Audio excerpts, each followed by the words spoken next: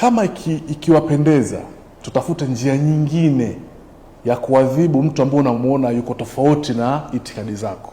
Kwangu mimi nikisema nizungumzie upande wa wasanii, naona ni msanii ambaye ameadhibiwa kwa kosa la kujitafutia riziki.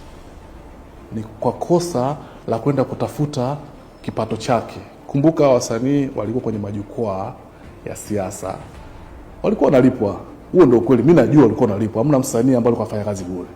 Kwa hiyo maana yake ameenda kujitafutia riziki, sisi tunamwadhibu kwa sababu anaenda kutafuta riziki yake. Lakini pia msanii anayo haki ya kuchagua chama, kama nilivyomtaja hapa Sugu. Sugu ni msanii, akiwa amechagua chama ambacho anakifanyia kazi. Tena Nay wa Mitego, naomba roho usikae kimya. Muziki ubaki kuwa muziki, tuweke itikadi zetu pembeni, tuhakikishe muziki unasimama kama muziki, tuhakikishe wasanii wetu wanafanya kazi kama wasanii, wawe free, wawe huru, wachague chama chao, tusiwapangie. Wakiwa kazini tusiwapangie kazi gani wafanye.